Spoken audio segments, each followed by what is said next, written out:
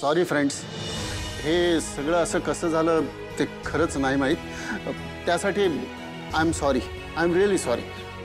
Please please enjoy enjoy enjoy the party. Please carry on.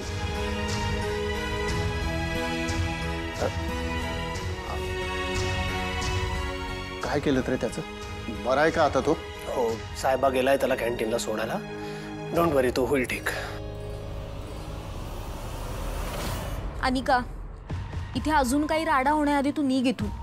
उगाच कोणी पाहिलं तर अडकशील. नो वे, आता तर मला खूप मजा येते. त्या कमी टमीचा किती छान इन्सल्ट झाला, ते पण मला फार मजा आली. आता ती पुन्हा इथे आली आहे म्हणजे पुन्हा इन्सल्ट होणार, पुन्हा मला खूप मजा येणार. आता माझा फन स्टार्ट झालाय. This is all what I came here for. I am not going. अगं अनिका, पण तुला बघितलं कोणी तर प्रॉब्लेम होईल.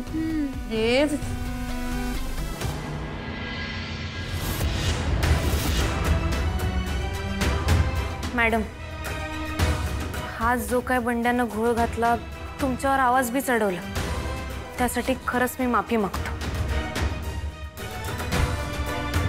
मी खरंच सांगतो, आमचा बंड्या दारू कधीच पित नाही हो. तुळजाची शपथ घेऊन सांगतो, त्यानं कधी बाटलीला शिवलं बी नाही. प्यायचं तर लांबची गोष्ट.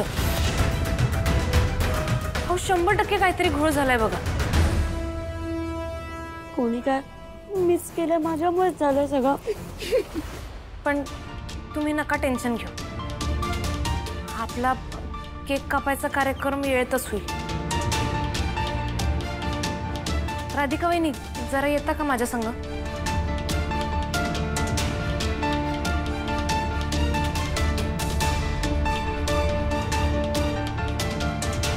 अगं कमळी, काय झालं? तू अशी अचानक का घेऊन आलीस मला इकडे? सांगतो.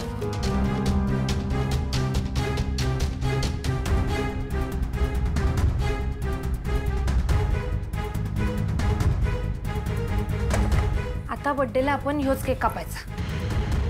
नाही, आजचं आपलं बर्थडे सेलिब्रेशन इतकं ग्रँड सेलिब्रेशन आहे आणि त्यात मी हा केक ठेवणार आहे. तुला कधी कळेल राधिका मला काय हवंय? इतका बेसिक, इतका घरगुती केक माझ्या गेस्ट समोर जाणार नाही. हे बघ, आईंना अजिबात आवडणार नाही. नाही, नको. अहो वहिनी, असं काय करायला तुम्ही? द्या इकडं. अहो एवढा भारी केक बनवलाय तुम्ही. अहो अन्न वहिनी, सगळ्यांनी आवडेल तुम्ही बनवलेला केक. खरंच विश्वास ठेवा. अगं कमळी, बघ जरा त्या केक कडे. मी फक्त आयसिंग करून ठेवले, डेकोरेशन वगैरे काहीच केलेलं नाहीये.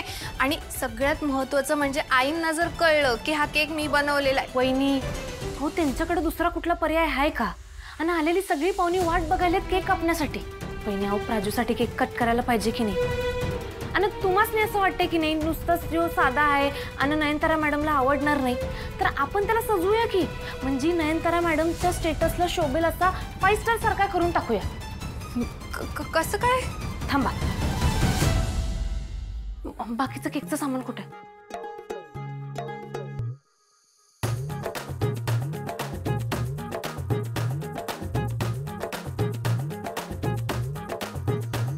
ही गावछाप कुठे गेली?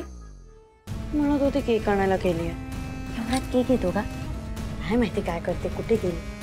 ब्रो, ती कमळी खूप डेंजर आहे. यू नेव्हर नो, ती काहीही करू शकते. डेंजर. अगं पण तू जरी आत्ता ऑर्डर केलास केक, तरी त्याला यायला अर्धा तास तरी लागतो ना. मग काय? मूर्ख.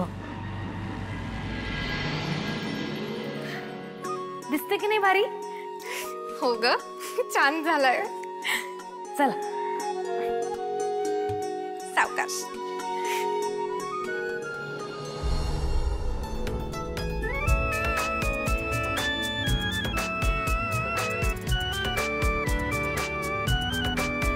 तर मंडळी, तर ह्यो केक आपल्या लाडक्या राधिका वहिनींनी बनवलाय.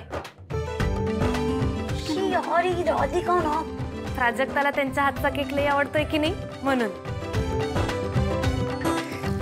थँक्यू सो मच वहिनी. आई, करूयात ना केक कटिंग?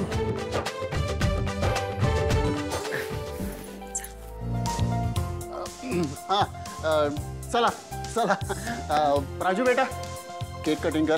हां, happy birthday to you.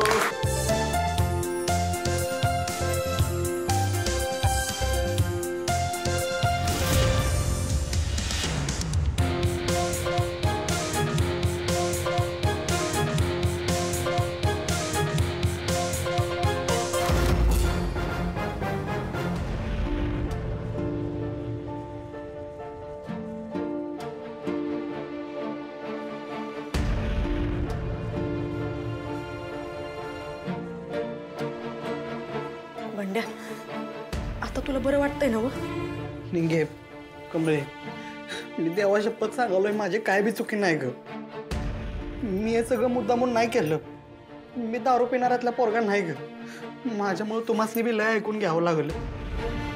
Pandya, तू नको ह्यो विचार करूस, शांत हो. अरे होत्या कधी कधी चूक झाली तुझ्याकडनं, पण ही चूक तू केलीसच कशी हे हुडकून काढायला पाहिजे.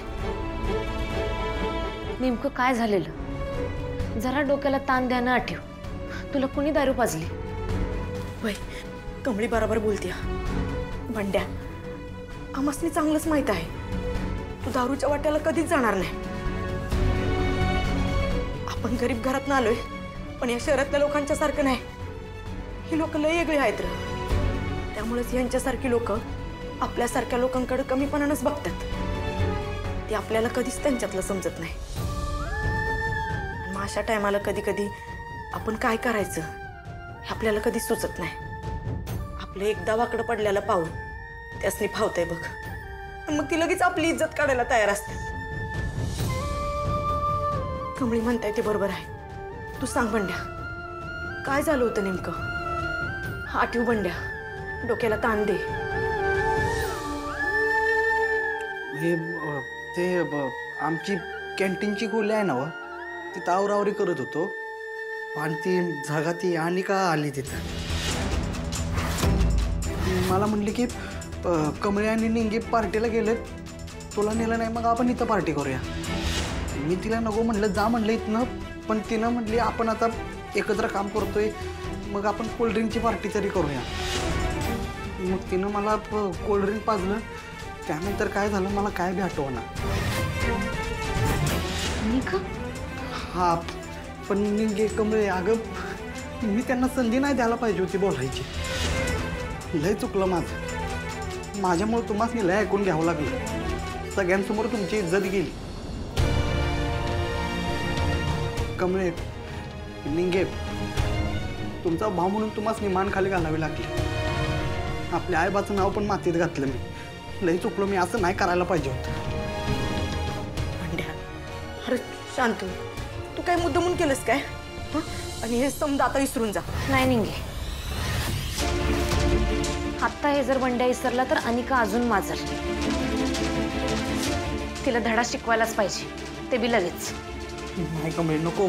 आपण नको त्या पुढच्या नादाला बंड्या, या गोष्टीचा छडा लागलाच पाहिजे, ते बी उद्याच्या उद्या, आणि तो तू लावणार.